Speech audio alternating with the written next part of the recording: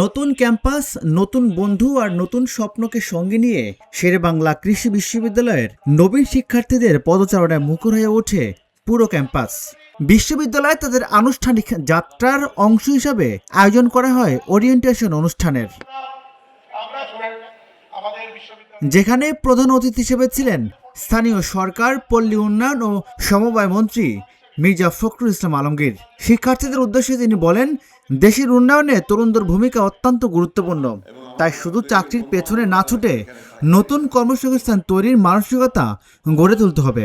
এই 20 কোটি মানুষের খাদ্য নিরাপত্তা যে চ্যালেঞ্জ, ফুড সিকিউরিটি যে চ্যালেঞ্জ, সেটা মোকাবেলা করা একটা বড় ব্যাপার। এবং আমরা একই সঙ্গে আবার এই কৃষিতে উদ্বৃত্ত সৃষ্টি করে তার থেকে আপনার বাইরে থেকে কিছু অর্থ উপার্জনের ব্যাপারটা এর মধ্যে রয়েছে। আজকে যারা এখানে নবীন শিক্ষার্থী যারা ভর্তি হয়েছেন, তারা আজকে এখানে কৃষির উপরে পড়াশোনা করবেন। আমি দেখেছি কৃষির উপর যারা পড়াশোনা করেন তারা অনেকেই কিন্তু কৃষি লাইনে থাকেন না, বিসিএস দেন, বিসিএস দিয়ে আপনার চলে যান, কেউ আপনার পুলিশ অফিসার হন, কেউ ডিসি হন, অনেকে আপনার অন্যান্য লাইনেও চলে যান। তো এটাই স্বাভাবিক, কারণ সেই জবগুলো অনেক বেশি আপনার আকর্ষণীয়। তবে আমার কাছে একটা জিনিস মনে হয়, যেটা সবসময় মনে করি, যে কৃষিতে যারা কাজ করেন, সেটা শিক্ষার্থী হোক, শিক্ষক হোক, অথবা আপনার মাঠে যারা কৃষি কাজ করছেন তারা, অথবা যারা ডিসেমিনেট করছেন টেকনোলজিটাকে তারা, এরা আমার কাছে মনে হয় যে বাংলাদেশের সর্বশ্রেষ্ঠ মানুষ তারাই। ওরিয়েন্টেশন শুধু একটি আনুষ্ঠানিকতা নয়, এটি নতুন জীবনের প্রথম ধাপ। তাই সেই পথ চলার জ্ঞান, গবেষণা ও উদ্ভাবনের মাধ্যমে দেশের কৃষি ও অর্থনীতিকে এগিয়ে নেওয়ার প্রত্যয় ব্যক্ত করেন মির্জা ফখরুল। আজকে চ্যালেঞ্জ অনেক বড়, আমি শিক্ষার্থীদের উদ্দেশ্যে বলছি। এই চ্যালেঞ্জটা হচ্ছে যে বাংলাদেশের জন্য আরও বেশি, যে আমরা দীর্ঘ 15 বছর, লাস্ট 15 ইয়ার আমাদের ইকোনমিটা একদম র্যাভিশ, ধ্বংসপ্রাপ্ত হয়েছে, একেবারে ভেঙে দিয়েছে, চুরমার করে দিয়েছে।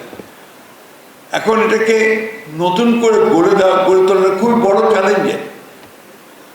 এবং আজকে যারা শিক্ষার্থী তাদের সামনে ভবিষ্যৎটাও খুব বড় চ্যালেঞ্জের, কারণ এখানে চতুর্দিকে একটা অনিয়ম, চতুর্দিকে একটা অস্থিতিশীলতা, সবগুলো ইনস্টিটিউশনকে ভেঙে ফেলা হয়েছে, এগুলোকে আবার রিবিল্ড করতে হচ্ছে। এই রিবিল্ড করাটা কিন্তু সোজা কথা নয়। এটা করার জন্যে যে পরিমাণ দৃঢ়তা দরকার, যে পরিমাণ সাহস দরকার, যে পরিমাণ প্রজ্ঞা দরকার, ভিশন দরকার, সেটা আমাদের নেতার আছে বলে আমরা মনে করি। আমাদের তারেক রহমান সাহেবের সেই ভিশন আছে, এবং যেই জন্যই তিনি প্রথমে বিদেশ থেকে যখন নির্বাসনের পরে ফিরে আসলেন, এসে কিন্তু তিনি নেমেই একটা কথা বলেছেন, যে কথাটা হচ্ছে কি। অনুষ্ঠানে বিশেষ অতিথি হিসেবে ছিলেন প্রধানমন্ত্রীর শিক্ষা উপদেষ্টা ডক্টর মাহাদি আমিন। তিনি বলেন, কৃষি নির্ভর বাংলাদেশের ভবিষ্যৎ আরও সমৃদ্ধ করতে গবেষণা, উদ্ভাবন ও আধুনিক প্রযুক্তি নির্ভর শিক্ষার বিকল্প নেই।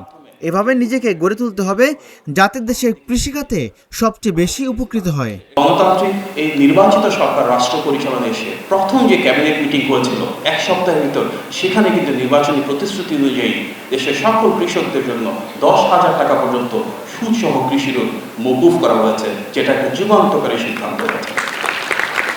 একই সাথে নির্বাচনী প্রতিশ্রুতি অনুযায়ী কৃষক কার্ড দেশ জুড়ে বাস্তবায়ন করা শুরু হয়েছে, এবং এর মাধ্যমে আমরা ইতিপূর্বে বিএনপি সরকারগুলোর যে অর্জন দেখেছি, যেভাবে শহীদ প্রেসিডেন্ট জিয়াউর রহমানের সময় কৃষি বিপ্লব হয়েছিল, দেশনেত্রী বেগম খালেদা জিয়ার সময় আমরা দেখেছি কিভাবে কৃষি খাতকে আরও বেশি বর্ণাঢ্যভাবে সামনের দিকে এগিয়ে নেওয়া হয়েছে, কিভাবে কৃষিকে রপ্তানির সাথে কানেক্টেড করা হয়েছে। সেটিকে ধারণ করেই কিন্তু বর্তমানে মাননীয় প্রধানমন্ত্রীর নেতৃত্বাধীন সরকার থেকে আমরা উদ্যোগ নিচ্ছি কিভাবে আমাদের দেশকে খাদ্যে আরও বেশি স্বয়ংসম্পূর্ণ করা যায়, কিভাবে আমাদের কৃষকদেরকে আরও ভালো রাখা যায়, কিভাবে কৃষক কার্ডের মাধ্যমে ওনাদের কাছে সুলভে ঋণ পৌঁছে দেওয়া যায়, কিভাবে সেচ, বীজ এবং কীটনাশক থেকে শুরু করে কৃষি প্রয়োজনীয় যে ইনপুট রয়েছে, দ্যাট ইনক্লুডস কৃষি যন্ত্রপাতি, প্রত্যেকটা ক্ষেত্রে ওনাদের কাছে আরও সুলভ মূল্যে সে প্রয়োজনীয় উপকরণগুলো পৌঁছে দেওয়া যায়।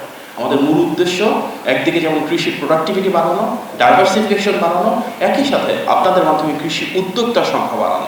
অনুষ্ঠানে আরও উপস্থিত ছিলেন মাদারীপুর 3 আসনের সংসদ সদস্য আনিসুর রহমান।